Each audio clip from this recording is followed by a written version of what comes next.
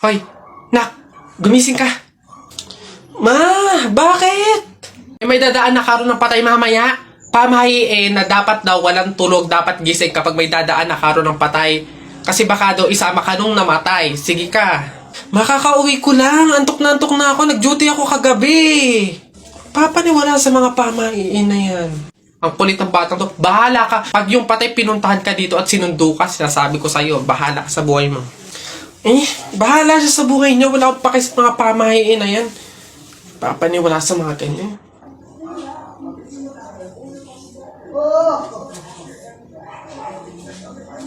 Ma, di ba sinabi? Sino ka? Ikaw yung patay dun sa kabilang kanto? Ay, ikaw yung karo ng patay na dumaan kanina.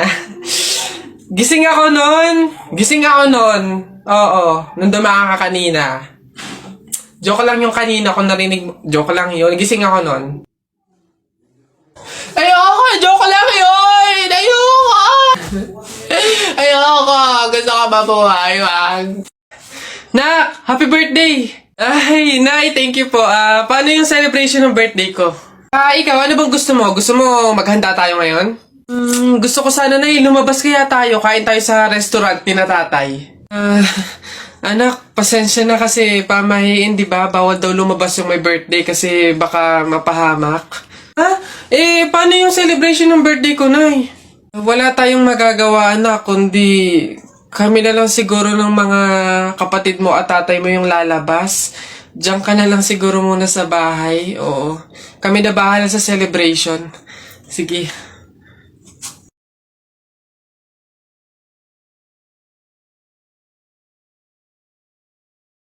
Pre, dadaan tayo ng tunnel, di ba?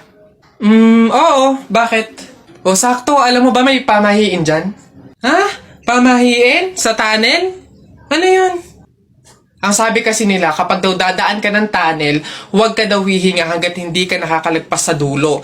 After mo daw makalagpas, ayun na, make a wish, tapos ayun, matutupad daw. Try natin. Baliw ka pre, hindi pwede. Ang haba ng tunnel na yan, oh. Pang mga maiikling tunnel lang ata yung mga sinasabi mo. Mamatay pa tayo dyan. Pre, huwag kang KJ, ayan na, oh. Sayang yung pagkakataon. Go na, minsan lang to. Oh, ayun na pre, ayun na. 1, 2, hati ka lang. 3, go!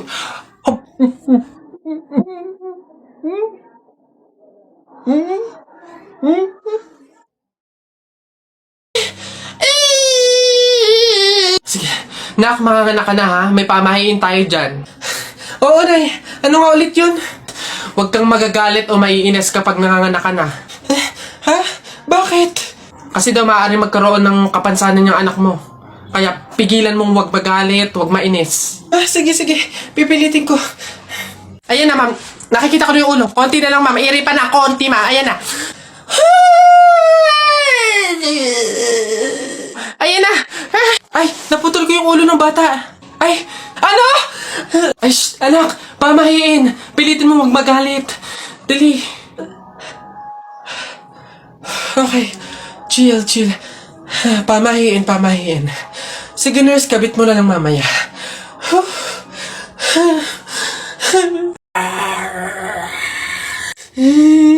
Nay, naririnig niyo ba yun? Oo, anak, aswang yun, penogrado. Oo nga, Nay, anong gagawin natin? Alam ko na yung pamahiin ng lola mo. Sabi niya kasi pag daw may aswang, maglagay daw ng bigas sa gilid ng bahay para daw umalis na yung aswang. Ito, lagay mo sa gilid ng bahay, anak. Sige, Nay. O, ayan na, umalis ka na, aswang ka! Ayan. Sa wakas may pangsaing na rin ako. Mga oto-oto, papahin, pamor! Tipid-tipid ng mga to. 1 kilong bigas lang. Ano man lang 1 kabang bigas. Saan ba sunod? Ay, ayun.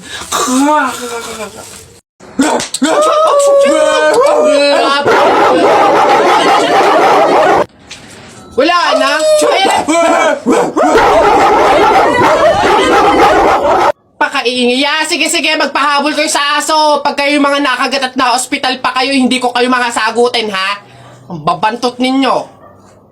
Talaga, kapag talaga, nagkaroon ng zombie dito sa Pilipinas, takting yan. Pupunta talaga ako sa mga 7-Eleven para hindi ako mamamatay doon. Madami akong kakainin doon, hindi ako magugutom. Ako talaga, malupit yun. Magpapanggap akong zombie.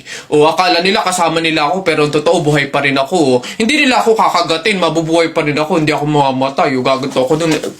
Ayun na yun, mas astig yun sa akin. Kukuha ko ng mga baril, yung mga shotgun. Talaga, pagbabarilin ko yung mga zombie na yan. Sino ba yung mga maiingay? Hoy, mga bata kayo, magsiuwi nga kayo sa inyo. Ang babaho ninyo. Iingay. Hoy, Alex, Jepoy, anong gagawin nyo kapag may tsunami? Dali-dali, akit ako sa pinakamataas na building. Hindi yun naaabot ng tubig dun, mataas yun. Tapos hindi yun madadala ng tubig. Bato yun matibay yun Yun, ang baduy naman yung sa'yo, yung sa akin, sasakay ako sa helicopter, tingnan natin kung aabot pa yung tubig, yung tsunami dun, lilipad ako hanggang langit, yun na yung sa inyo, yung sa akin, magsiswimming ako. Nakikita ko yun sa mga palabas, kaya naman pala mag-swimming, ako, hindi ako malulunod, mag-aaral ako mag-swimming, Ang iingay nyo talagang mga bata kayo, ha? Ayan, tsunami! Ano ba? Ayan. Beb, tara, pasok ka. Beb, pagpasensyahan mo na yung bahay namin, Maliit tsaka makalat. Beb, ano ka ba? Ako na nga itong naki-overnight, Aarte pa ba ako? Siya, dyan ka muna, Aayusin ko muna yung higaan natin. Nay, gutom na nga po ako. Anak, wala pa nga ang tatay mo. Hindi naman nakatanggap ng labada si nanay, kaya wala pang pang-budget ngayon. Konting tiis lang muna, anak, ha? Hello? May tinapay ako dito, Gusto mo? Sa'yo na lang. Masarap yan. Salamat, ate.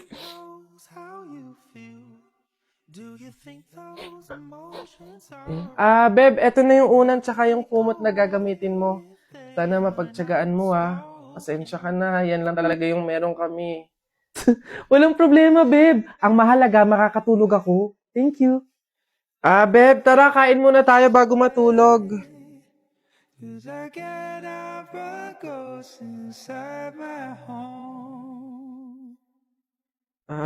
Beb, pasensya ka na, Mantika asin lang yung ulam namin ngayon, Wala pa kasi si tatay, kaya wala pang pambili ng pagkain.